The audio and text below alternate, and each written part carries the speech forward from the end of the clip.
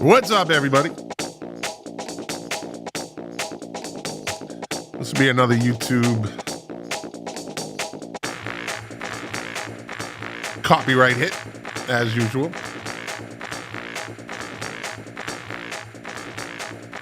Check some stuff here. By the way, this is the greatest video ever made. The Prodigy. Smack my bitch up. As I always say, if you can find the uncut version, the unedited version, crazy. It's crazy. One of the greatest twists in video history. Absolute insane, this video. The Prodigy. Smack my bitch up.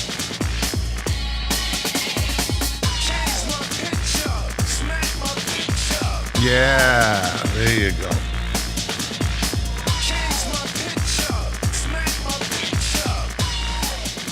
The Prodigy.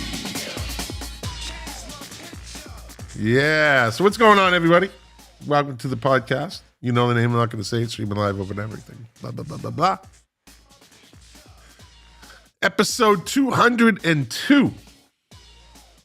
202 episodes. That still blows my mind. Yeah. I don't know why is that cutting out like that? Maybe it's just too low? I don't know. Somebody made a comment last week after my 201st episode. They said 201 episodes and you still have technical difficulties. I had to take the hit on that one. They were right. Yeah, so episode 202.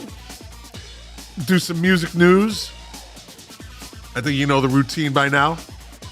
I look for articles. I just judge them on the title. You get first reaction when I read them. Some are good, some aren't good. We'll see. We shall see. Let's see what I came up with today. Let's turn this off. Again, this will all get... This part will get muted by YouTube, but I don't care at this point. 202 episodes, I don't give a shit. So, yeah, what do we got? I guess everything's up and running, so let me get right into it. I should not have technical difficulties this week, but you never know. So, let's get into it. There we go. 3 rock and roll debut albums from 1969 that set the stage for the 70s. Now, that's a pretty bold headline. Because the 70s was a great decade. It was the greatest decade of music ever. It will never be repeated. So this says, let me see. There's certainly a culture crossover between the 60s and the 70s, but while they have their similarities, they also have their differences when it comes to rock and roll, that's for sure. The 1970s introduced the masses to harder sound, a wider array of subgenres, and ultimately furthered the progression of the genre away from formulas and structures of the 1960s. Now, I always found it strange. I think the late baby boomers look at 60s music and we think of the Doors and the Rolling Stones, but if you go back to the early 60s, it still sounded like the 50s. Like there's a lot of bleed over into the early 60s. It's not until the mid 60s that really rock and roll, like as we know it today, classic rock, really took over. So what do we got? To a certain degree, the shift started in 69, and these 3 debut albums from that year helped set the stage for the next decade. What do we got? See, Led Zeppelin coming out in 69, that also always seems weird to me because they're a 70s band, right? Led Zeppelin's self-titled album, Led Zeppelin 1, is a masterpiece. Hypothetically, if they quit right after the release of that album, there's a good chance they still would be considered one of the greatest bands of all time. That's a good point. When the album dropped, Zeppelin, in a way, said, we have the vehicle to go to the future. Y'all want to get in? Needless to say, the masses got in, and they did. There's no doubt. Not only is the album classic, the album cover is also classic. So, released in January 1969, this album broke them into the industry. Most bands and artists don't do so after the first try. But these guys with the prophetic sound, stolen sound, some might argue, did. Following its release, the debut album went on to peak at number 10 on the Billboard 200. And that tells you something right there, right? Allman Brothers Band by the Allman Brothers. My brother Colin, God rest his soul. A large majority of people attributed the introduction of Southern rock to Lynyrd Skynyrd's debut album. While that album was incredibly successful and further solidified the genre's place on the national stage, the Allman Brothers Band debut album predates Skynyrd's by 4 years. Thus, these guys deserve a little more credit for laying down the 1970s Southern rock blueprint. I think Lynyrd Skynyrd was more Southern, though.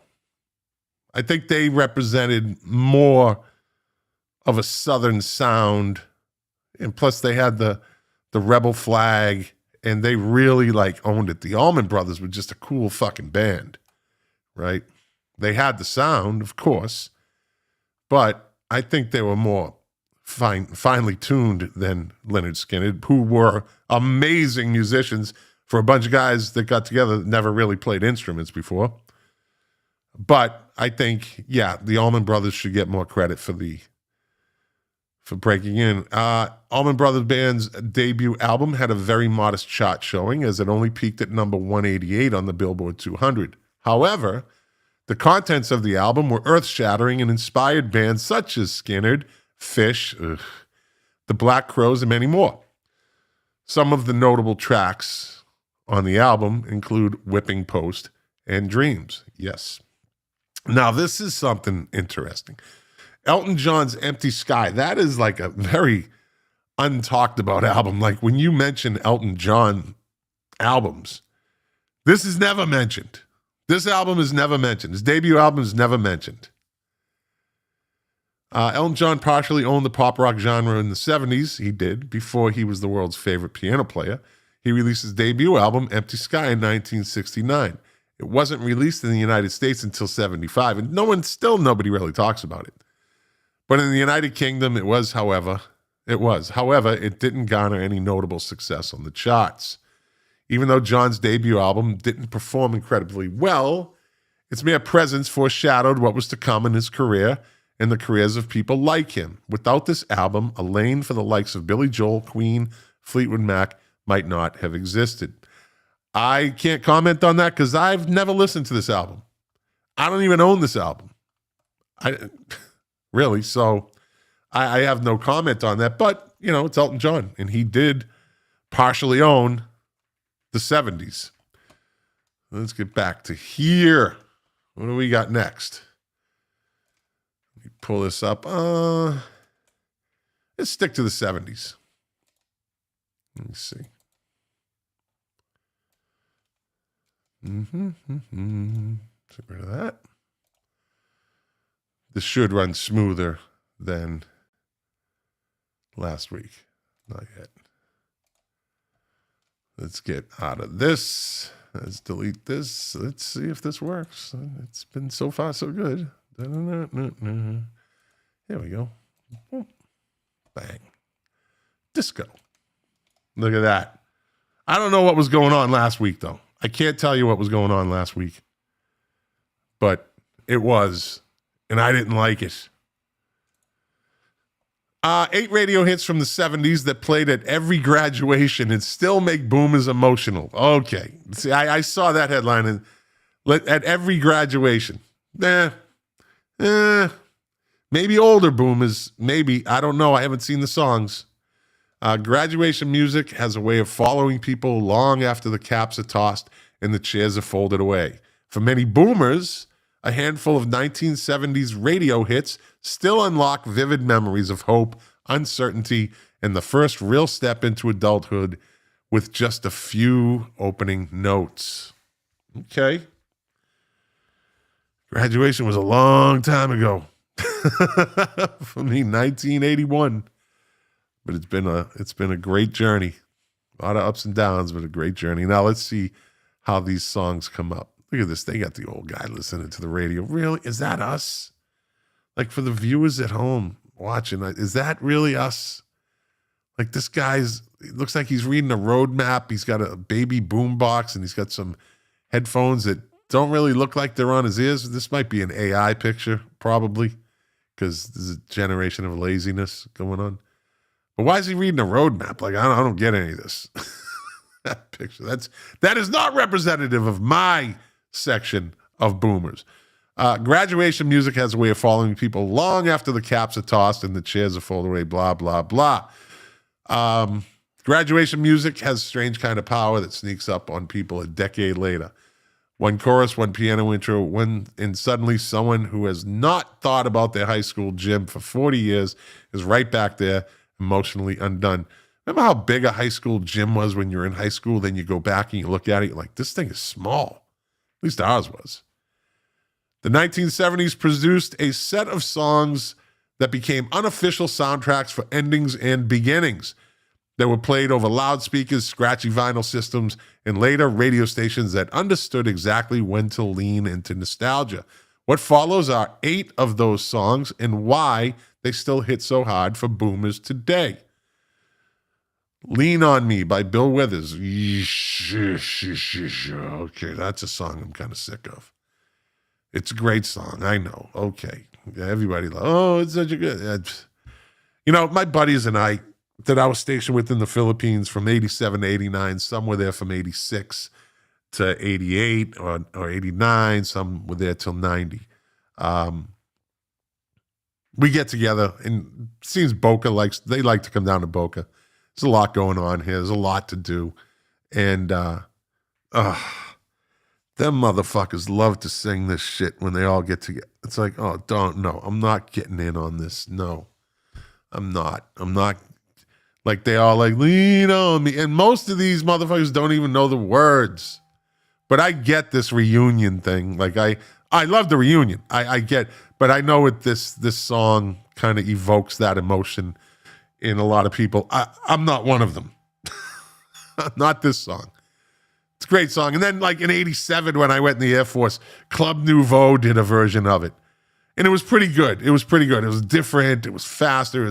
It was more upbeat, up-tempo. It was more like a dance music, like dance club type thing. And but yeah, if I never really hear this song again, maybe one of these days it'll be like rediscovered by me in my head, and I'll be like, well, something I really do like. Not right now. Released in 1972, Lean on Me became an instant emotional anchor for graduations because it said out loud what most people felt but could not articulate. The lyrics are simple, almost disarmingly so. And that is exactly why they work. Get out of there. In moments of transition, the brain looks for clarity, not complexity, and this song delivers reassurance without drama. Graduation is one of those few times in life where emotional honesty is socially acceptable in public. Yeah, we're a bunch of fucking emotional 17 and 18-year-olds. Our prefrontal lobe hasn't even touched. We're idiots. We're all like, this is great. I love you. And then we're done. See you later. Like, literally, that was it. Like, because we had no social media back then. And Facebook killed the class reunion, by the way. Killed the class reunion about 15 years ago. There's no surprises at class reunions anymore. That's one thing that these new generations will always lack. They'll never get to experience that. Your first high school reunion, and it's usually at the 5-year mark. Some do it at 10. We did it at 5 and then 10, and it was very, very cool. It was really interesting. You could lie back then. You really could lie, and I didn't have to. But it was, social media has killed the high school reunion. There's no more surprises. Which was one of the big things. So what have you been doing? What do you get caught up? And yada, yada, yada. So what do we got? Number 2, Bridge Over Troubled Water. This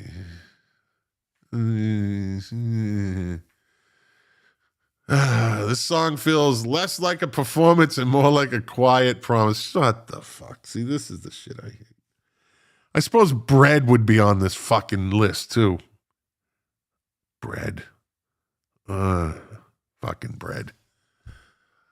When it was released in 1970, it immediately found its way into ceremonies that needed gravity without despair. Without despair! This fucking song makes me want to slit my wrists. Just the way it's sung.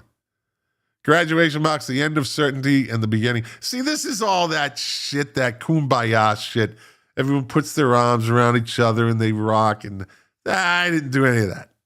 No. Me and my friends didn't do that. No.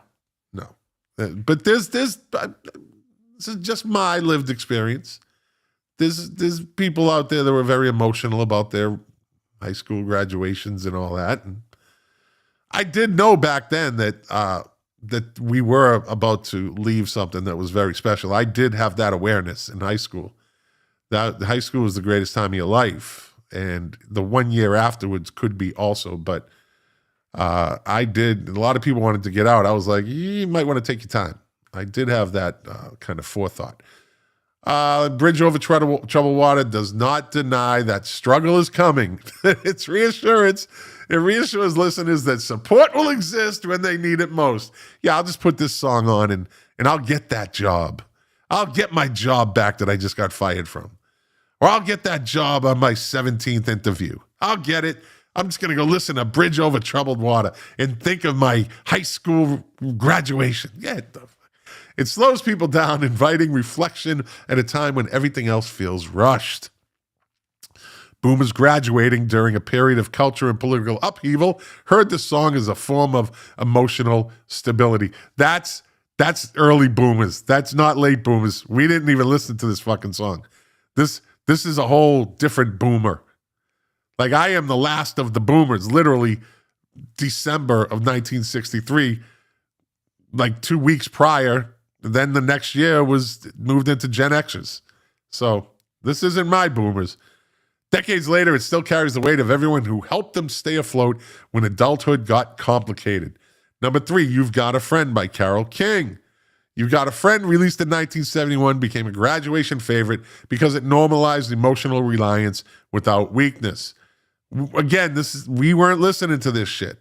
We were listening to the Doors. We were listening to the B-52s. We were listening to a lot of other different shit, not this. At graduation, friendships are both celebrated, and quietly mourned.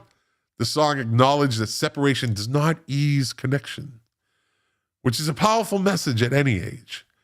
From a psychological standpoint, shared emotional experiences strengthen memory and coding.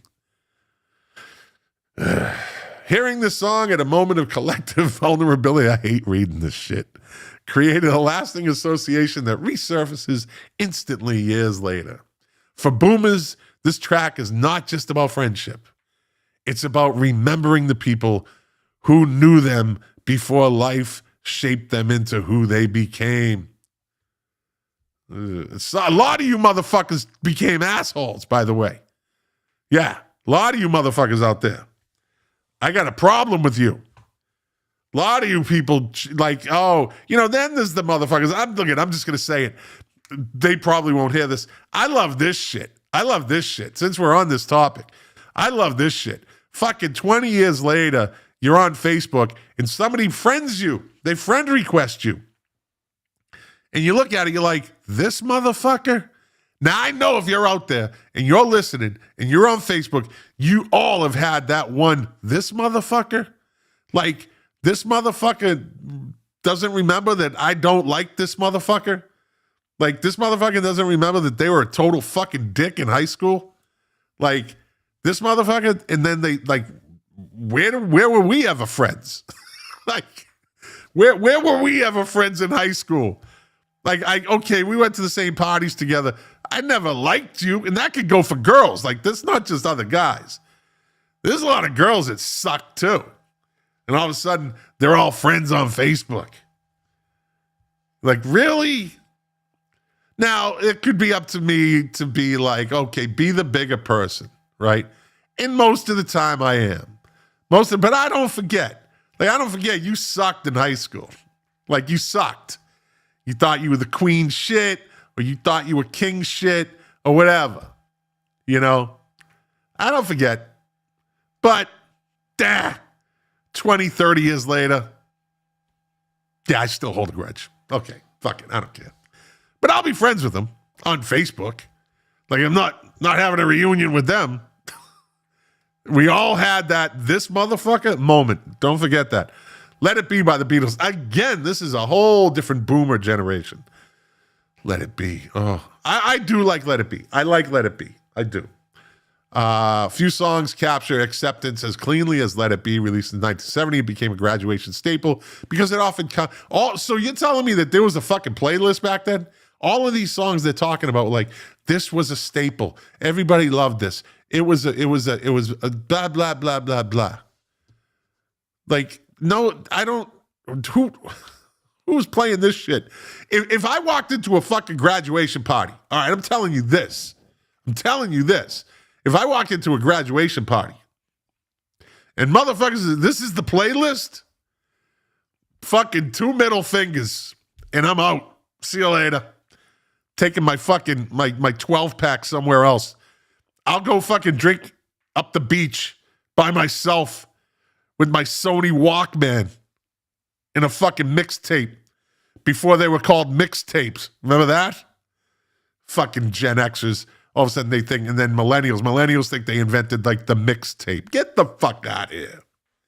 Fucking see this article just got me fucking irritated. That's all it's doing. The message lands differently when you're young and when you were older, right? This song cuts through all of that by suggesting that not everything needs to be solved right now. Yeah, it does. We got to fix this shit now. That message lands differently when you were young than when you were older. Boomers hearing this today are often responding to both memories at once. No, we're not. No, we're not.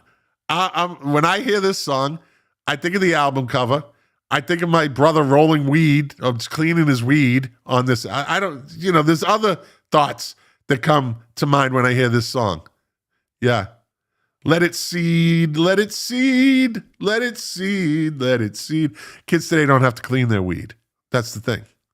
They don't have to. They go to a fucking store, it's all cleaned for them. Fucking kids.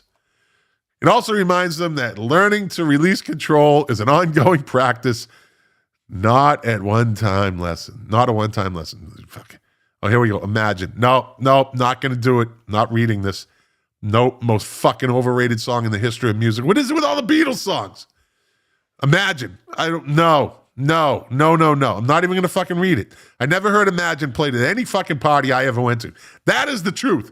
That is the fucking God's honest truth. And I think you as a listener should think about this. Have you ever been to a party, a fucking party, a graduation party at that, since we're talking about graduation? Have you ever been to a graduation party where they played Imagine? Think about it. It's a quick answer. No. If you're at a party where they play fucking Imagine, then you're also eating fucking cupcakes and drinking Coca-Cola. Now, the parties I went to, you're snorting the white line off the fucking cupcake and you're snorting the Coca-Cola too. Yeah. Those are the parties I went to. I didn't go to these parties where they play Imagine and Here Comes the Sun and You've Got a Friend and Bridge Over Trouble. No. No. None of this shit. See? Here Comes the Sun at number 6. I'm not fucking reading this. No, it often appeared at graduations as an exit song. What the fuck? Yeah, okay. That I can agree with. Not graduations. I've gone home many a fucking morning at 5 a.m. and I'm here comes the sun. Yeah, because I've been up all night snorting that white line off the top of the cupcake. Yes, I did. That'd be about, I don't know, 12.5 cupcakes. Yep. And I know I'm not alone. I know you motherfuckers listening. If you're a boomer, if you're a late generation boomer, you know what I'm talking about. Uh-huh. Yep. Snorting cupcakes. There comes the sun. But then you go home. Oh, now we're going to get into it. Then you go home and that fucking crash. That's a bad crash. Like when you come down off those white lines off the top of the cupcakes, and you feel fucking horrible. Oh my God, that's brutal. And you swear you'll never do it again. You swear I wasted my money. Oh my God, I'm never going to do this again. What the fuck? Wasted. I spent $60 like back then. $60 was a lot of money, right? About $60. Never doing this again. 5 o'clock Saturday afternoon rolls around. You're like, let's go. Let's buy some more cupcakes. Let's get some more cupcakes. Yeah, buddy. Let's just get this thing over with. We Are Family by Sister Sledge. Yeah, it's better than the other songs. Fucking better than the other songs, I'll tell you that. I listened to this song before I listened to all those other fucking songs. At least it's got a beat and you can dance to it. Not that we were dancing at parties either. That never happened either. Like, I don't know if I've never been to a party where people were fucking dancing. Not in the parties I went to. Nope. They were too busy snorting cupcakes. Yep. Yeah. What do we got here? By the late 70s, graduation ceremonies began to sound more celebratory. Released in 1979, We Are Family brought warmth and collective joy into the spaces that had traditionally leaned solemn. Yeah, that's for fucking sure. This song reinforced the idea that connection does not disappear after school ends. Blah, blah, blah. It simply changes form and context. For boomers entering workplaces and communities that were rapidly evolving, that message mattered. What the who writes this shit? Belonging in bold, underlined letters is a core physiological need, especially during identity transitions. Oh, okay. That's today you say that? Like today, that has double meaning right there. Especially during identity transitions. What the fuck? Anyway, okay. I have noticed this song often triggers smiles before tears. My Way by Frank Sinatra. No. Never heard it at a fucking graduation. Never heard it at a party. I heard it on Sunday morning with Sinatra at my house, but that's it. I'm not reading this. The bottom line, this fucking lineup of songs sucked, okay? That's the bottom line. It says the bottom line, graduation songs work because they capture identity at the exact moment it begins to shift. No, the bottom line, this article sucked. That playlist sucked. All those songs pretty much suck. Except for We Are Family. That's still a pretty good song. Props to Sister Sledge. Okay. Oh, let's get rid of that fucking shit. Okay, let's get rid of this. I need a break after that one. Let's look at some of the comments. Here we go. I don't know, the fucking echoing sacrifice. It says OM 24. Let's promote you. Yeah. Come in. Yeah, promote me to what? What, unretired? Okay. Good evening, Scott. This is Patty Yassi on your Vets Connection podcast. Robert X. Golfin is 43 years old. Thank you for that. I love that. He doesn't look 43, though. He does not. Dude looks like he's 27. That's on my other podcast, my veteran podcast, Vets Connection podcast. Go listen to it. It's pretty interesting. I do some really good interviews. Let me see. April says, so fun. Why would anyone lie, though? I'm not sure. I was rambling. I who knows? All despair. LOL. Dave Phillips, King of the 45, says, hello, Scott. Had a blast in high school. I think we all had a blast in high school. Yeah, I think, well, okay. Let's get into this. Let's get into this. When I got out of the Air Force, I went back to Winthrop, right? And I was working at Kathy's place. Now, Kathy's place was a gym. My brother's girlfriend, who has since passed away, my brother also, so that's a whole nother fucking story. But she owned a gym in Winthrop, and she was paying me under the table. I'd go in every morning at like 4:30, 5 o'clock. I'd open it for the morning workout people, and I'd be there until about noon, right? And I'd get paid under the table, and it was good. I was blah, blah, blah. It was before I went into Customs and Border Protection. But this one girl, this one woman, young woman, came in, and I didn't notice her at first when she came in, and just does her workout. And as she's leaving, she walks up to the counter and she goes, "Scott McLean?" And I'm not going to say her name.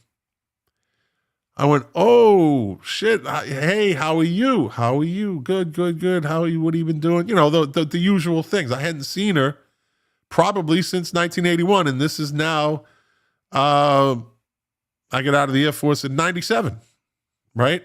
So this is like, I don't know, 1997. I hadn't seen her. And I don't know, something came up about high school because that's what we have in common, right? And she just looks at me, she says, "I hated high school.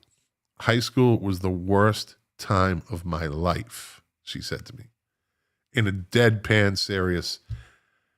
And I don't know what to say to that. Like, I don't, like, whew, I mean, she wasn't like one of the popular kids. And then she looked at me and she said, "But you were always nice to me." And I was like, "Okay, yeah, thank you for that." She said, "No, thank you." But that's a true story. So high school wasn't always great. And I think we all have friends that might have that, you know. But she said, yeah, high school was the worst time of her life. But I was always nice to her. My brothers were always like that. My mom raised us right to be nice to people until we didn't have to be, and then we'd beat them up. So there's that. And there's people out there watching and listening that are witnesses to that. Some of you might have gotten beaten up by, my brothers. And for that, I'm sorry, but not sorry, because you probably deserved it. Because I don't know. Anyway, I don't know where I went with that. All right, here we go. Dave Phillips hated that song. Yeah. April was 61. Yeah. I didn't listen to that shit either. This is when we were going down the list. Never. They probably played Pin the Tail on the Donkey too. Yeah, at those other parties. Horizontal Mambo, maybe. He looks like a baby. He was great. Thank you, Patty, for that on the interview. All right, let's get to the next. Let's get to the next article. Let me see what we got. Let me see what I want to pull up here. Oh, this might be interesting. Oh, you know what? I saw this. I want to read this one first. Let's go over here. Get rid of this. This looked interesting to me. Screen. There we go. See, last week none of this was working. It wasn't my fault. See? All right, here we go. The Steely Dan lyric Donald Fagen thought nobody understood, quote, "Take the lyrics more literally." Okay, here we go. And I haven't read this, so this is curious. I'm curious about this. It's always been hard to get a handle on just what the hell Steely Dan is going on about in every one of their songs, which is true. They have a very unique writing style. I don't have to explain it. If you listen to them, you know what I mean. There may be some hidden meaning or grand story that Walter Becker and Donald Fagen want to tell, but more often than not, it comes down to the fantastic solos on their records rather than them trying to become the jazz fusion answer to Bob Dylan.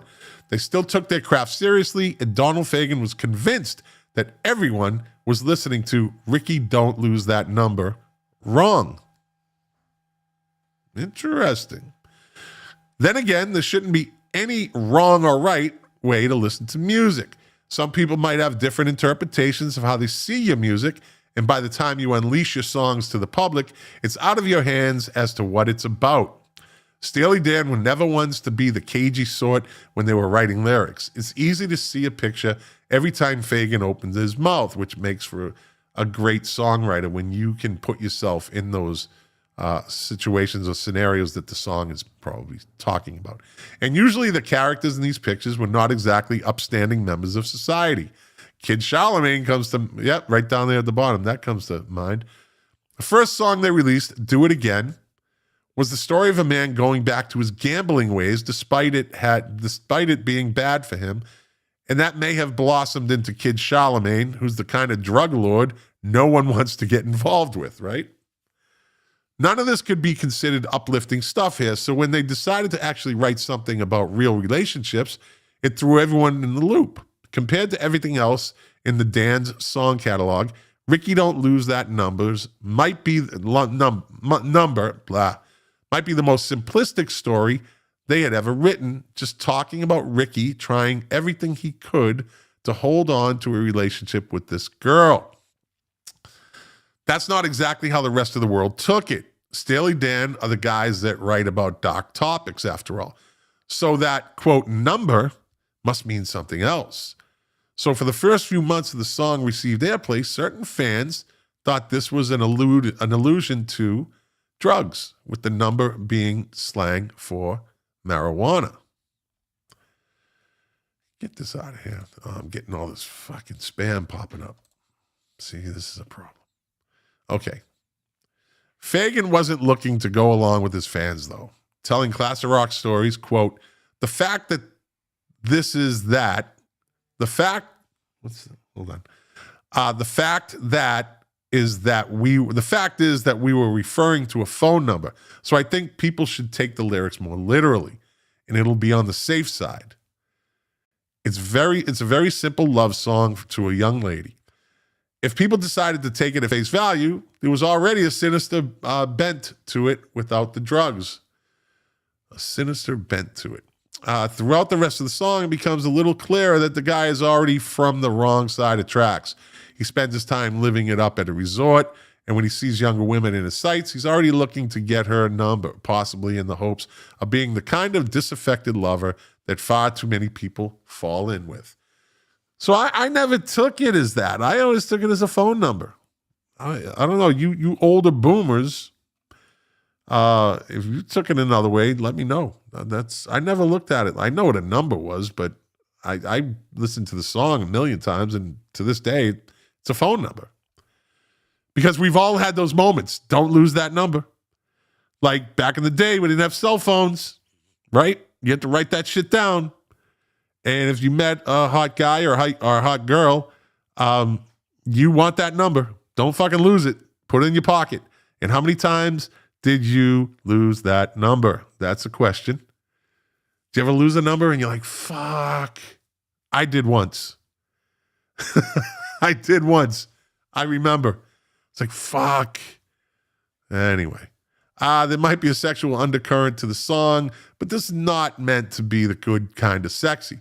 He may not have been looking for a fix like everyone thought, but if you were to see this man in real life, you can imagine the faded aviator shades, the button-down Hawaiian shirt, and receding hairline as he talks about being God's gift to women. Whether he gets high at the end of the song or not, Ricky should be careful not to get a drink thrown in his face at some point. I don't see any of that in this song. It's funny. I mean, I can't contradict it. Like they said at the beginning, every song means something different to everybody, or parts of a song.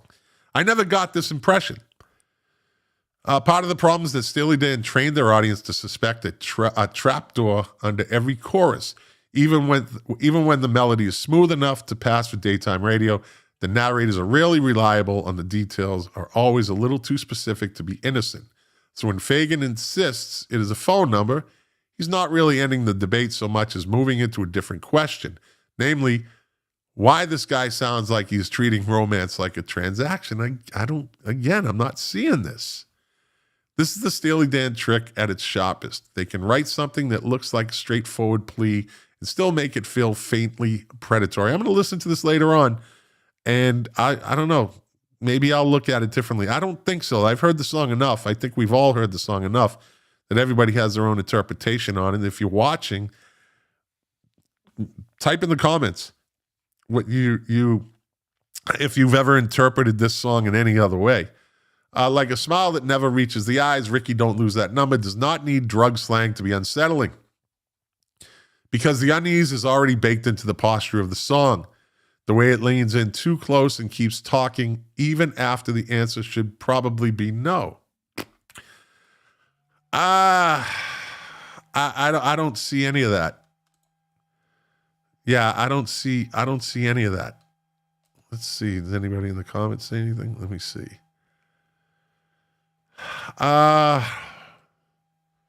Phone number. Yeah, Dave Phillips, King of the 45s. Phone number. I don't know why anyone would think it's otherwise. Okay.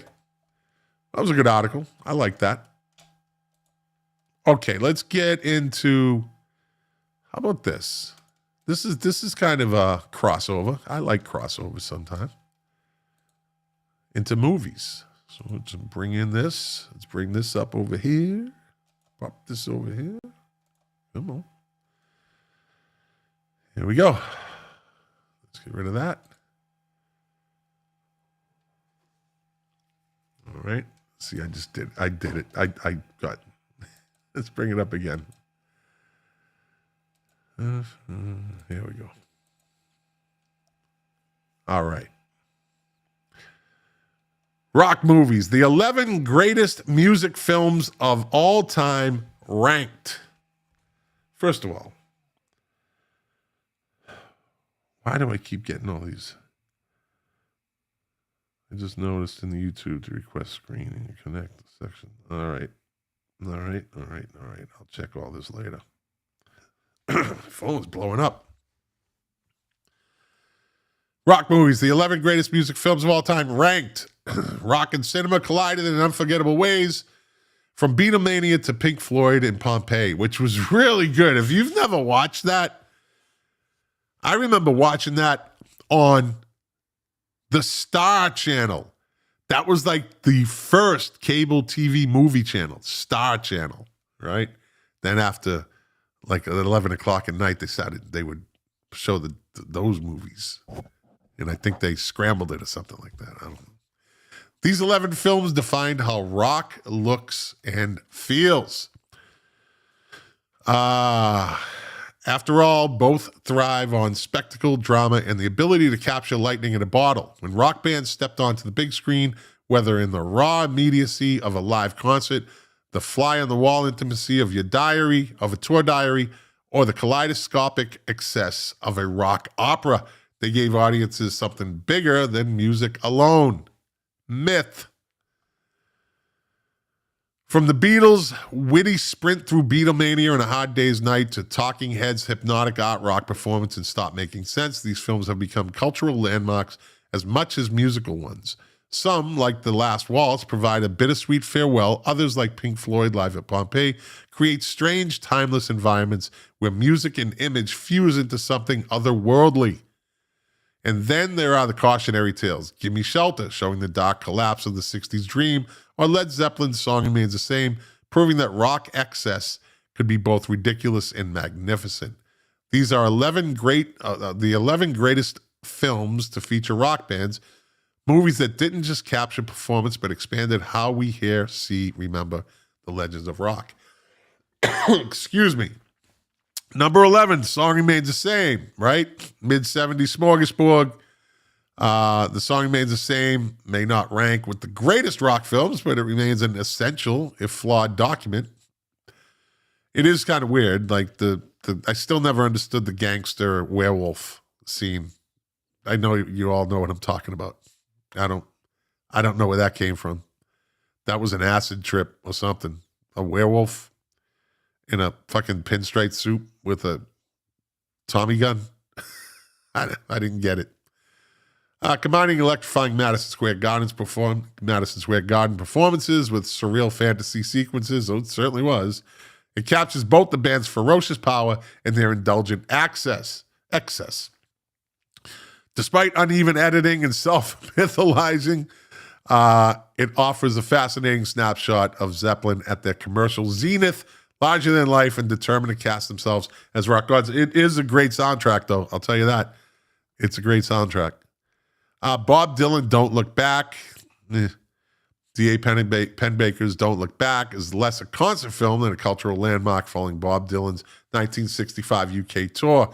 Strips away the mystique and reveals his wit, arrogance, vulnerability, and creative intensity. The iconic cue card sequence in Subterranean Homesick Blues become one of music's first pop videos. More importantly, the film immortalized Dylan the very moment he was reshaping songwriting, folk culture, and the wider counterculture movement. David Bowie, Ziggy Stardust, The Spiders from Mars. Penn Baker again. Ziggy Stardust and The Spiders from Mars captures David Bowie's otherworldly alter ego at its dazzling peak and sudden end. Filmed in a Hammersmith Odin, it documents Bowie's shocking announcement that it would be Ziggy's final show, stunning both fans and bandmates.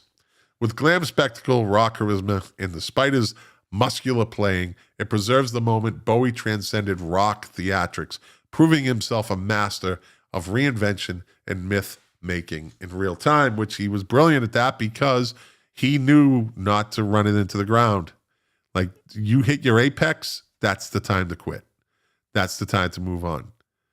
Don't start on the way down. You hit the apex, move on. Leave them guessing, leave them going, what the fuck? But in the end, it paid off for him. Let's see. The Who, Tommy.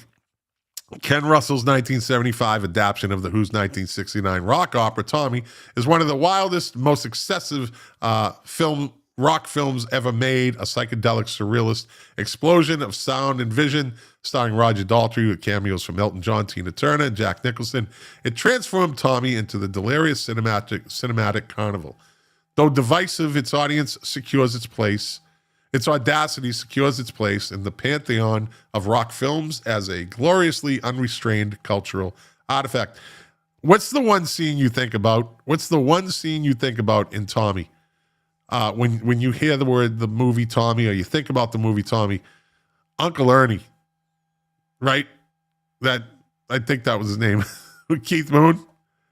Yeah, that was that was a bizarre sequence. Let's see. The Ramones, Rock and Roll High School. Never saw it. I never really saw it. Never liked the Ramones. Is a riotous slice of punk energy, perfectly capturing the Ramones' mischievous spirit with an anarchaic humor, gleeful rebellion, and nonstop rock and roll. The film embodies the band's ethos while providing a cult classic teen comedy. Though not traditional concert film, it immortalizes the Ramones' charisma and attitude, making it essential viewing for punk fans and anyone seeing the raw thrill of the late 70s. That's all right. It is, all right. They say it is. Rolling Stones, Give Me Shelter. I think we all know that one.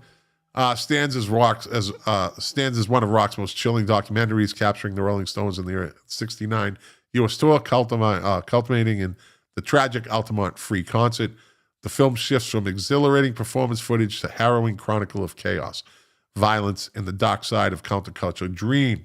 More than a concert film, it's a stock cultural document cementing its status as one of the most essential and haunting rock films ever made.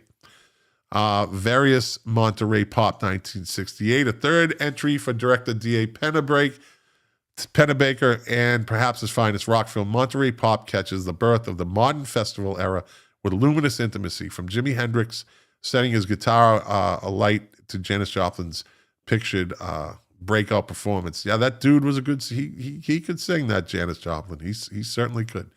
The film crystallizes the optimism of raw power and Summer of Love. Penn Baker's obtrusive camera style lets the music breathe, making it not just a record of an event, but joyous time. I had one of my favorite albums was what was it?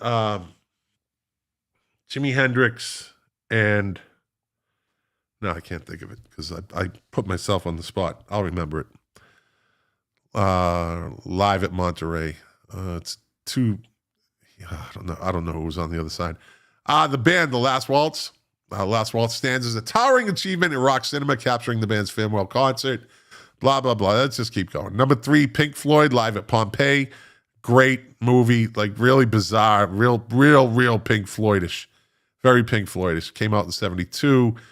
Filmed in the empty, ancient amphitheater of Pompeii, the absence of an audience gives the performance an eerie, otherworldly intensity. The band, David Gilmour, Roger Waters, blah, blah, blah, play extended, hypnotic versions of tracks like Echoes in One of These Days, while atmospheric cinematography captures volcanic landscapes, crumbling ruins, and shifting light.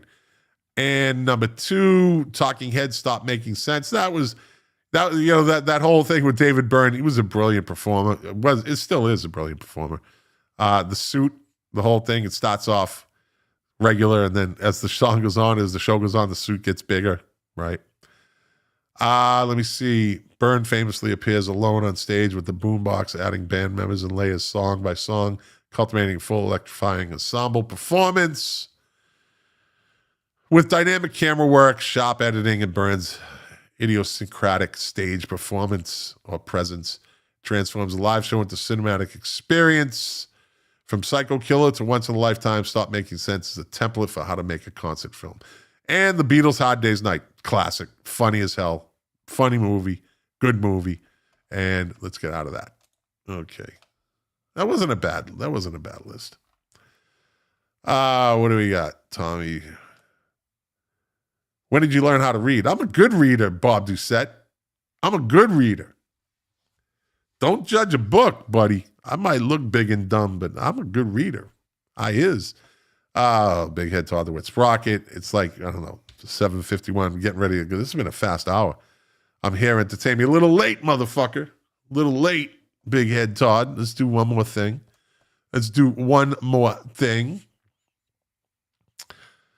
Okay. This is how we do it. So what do we want? Ooh, 3 rock and roll debut albums from 1969 that set the stage. Well, I already read that one. 4 famous classic rock songs that were written faster than you expected. I don't know about that. I think, well, that's the only one left. All right. I did just enough. So here we go. 4 classic rock songs that were written faster than you expected. Let's come over here. Let's get rid of this. Almost done here, people. Add a scene.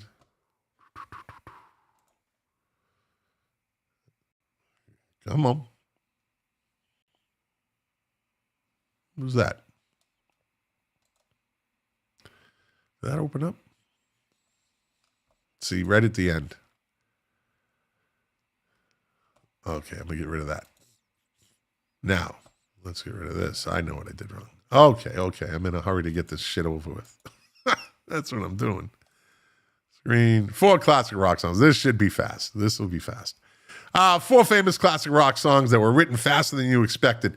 Many famous classic rock songs took a long time to create, with lyrics that were revised several times and the music that came together over the course of multiple sessions. Examples of these include the Beach Boys' Good Vibrations, the Beatles' A Day in the Life, and Queen's Bohemian Rhapsody. On the other side of the coin, quite a few memorable tunes by well-known rock acts were written and recorded surprisingly quick. Sometimes inspiration strikes suddenly, and unforgettable lyrics and melodies will pour out in a burst of creative energy. Here are 4 such tunes, all of which are enduring classics that were composed quickly by some of the biggest names in rock history. All Along the Watchtower by Bob Dylan. Here we go. All Along the Watchtower features enigmatic lyrics involving a conversation between the Joker and the thief. The song, which includes biblical allusions, seems to be partly about Dylan's disdain for the financial aspect of the music business. Dylan discussed writing All Along the Watchtower in a 1995 interview with the Florida Sun-Sentinel newspaper. The folk rock legend explained that the words and melody came to him at the same time. He added, "It leaped out in a very short time." Dylan recorded All Along the Watchtower in Nashville in late 1967 with a group of respected local session musicians.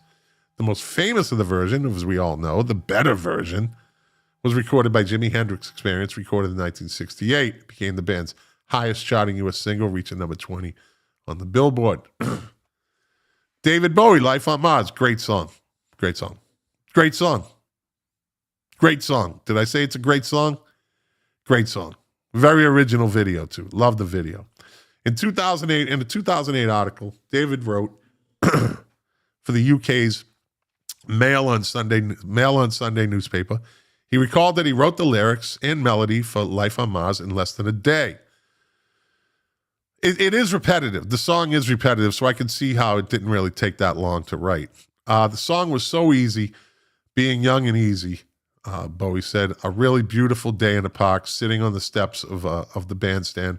I took a walk to Beckham High Street to catch a bus to Lewisham to buy shoes and shirts, but couldn't get the riff off my head. Jumped off 2 stops into the ride, more or less loped back to the house up on South End Road.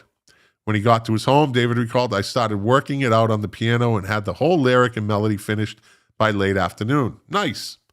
Life on Mars was released as a single in the UK in 1973 and reached the number 3 on the charts. Crocodile Rock by Elton John. I could see how this was written fast. It's a story. He basically tells a whole story, but it's repetitive.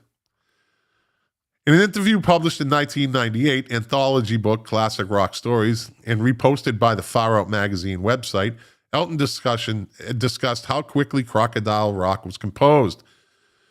The music for it was written in less than a half hour, he said. I always wanted to write one song, a nostalgic song, a rock and roll song which captured the right sounds. Crocodile Rock was just a combination of so many songs, really. John also pointed out that he incorporated various influences into the tune, including the Diamonds, Little Darlin', Chuck Berry's Oh Carol, and songs by the Beach Boys. He also admitted that the La La La La La section of Crocodile Rock was inspired by Pat Boone's 1962 hit, Speedy Gonzales. Crocodile Rock became John's first top of the Hot 100. It's the first song to top the Hot 100, spending 3 weeks at number 1 in February 1973. And Sweet Child of Mine by Guns N' Roses. What began as Slash's guitar warm-up turned into a full song in a single afternoon. That's how Year of the Cat was written. The piano player used to do the opening piano keys as a warm-up, and Al Stewart heard it and was like, can we write a song about that? Using that ballad? The guy's like, yeah, sure. Well, that guy's rich. Al Stewart made a lot of money off it. Guns N' Roses' classic pop metal ballad Sweet Child of Mine helped launch the band into rock superstardom. The song, which was featured in the group's 1987 debut album, Appetite for Destruction, topped the Hot 100 for 2 weeks in September of '88. Slash explained in 2022 interview on rock radio personality Eddie Trunk's podcast that he came up with the main musical idea for Sweet Child of Mine very quickly. I was sitting around the house where Guns used to live at one point in 1986, I guess it was, and I just came up with this riff, he called. It's just me messing around and putting notes together like any riff you do. You're like, this is cool. Then you put the third note, and find a melody like that. Slash added, that's how it started. And then rhythm guitarist Izzy Stradlin started playing the chords behind it, and then frontman Axl Rose heard it and started it from there. According to the 2007 biography, Slash by Anthony Bozza, Rose finished writing the lyrics by the following day. They were inspired by his then-girlfriend, Erin Everly, the daughter of Don Everly of the Everly Brothers. The couple later married in 1990, but the marriage was annulled the following year. And that should do it. Look at that. Got it in under an hour. Well, that's it, people. Suzanne McPhail, hello. Dave Phillips, have a good night. Todd Sockman, California time. Some of us are still working. Well, good luck with that job. Well, that's it. Thanks. Episode 202. Good show. Got done just in time. Had just enough articles. Sometimes it works out like that. Last week, it didn't really work out that good. It didn't start out good. It was a good episode. But as I always say, thanks for watching. Thanks for listening. If you liked it, share it. It doesn't matter at this point. If you didn't like it, well, thanks for watching and listening for 59 minutes and 25 seconds. I appreciate that. And like I always say, doing the show for you, to quote my favorite artist, Morrissey, who just canceled another concert. See, I'm undefeated with Morrissey. Every time I bought tickets to see him, he shows up. I was going to go see him a few years ago in Boston. I didn't buy tickets. He didn't show up. He was playing down here in South Florida, which I always go see him. Something told me don't buy the tickets. He canceled. He canceled. So I am still undefeated. I've seen Morrissey out 3 or 4 times. He showed up 3 or 4 times. And that's it. Like I said, doing the show for you, to quote my favorite artist, Morrissey. The pleasure, the privilege is mine. And I will see you next week with a new episode. You guys are the best. You are the engine that runs.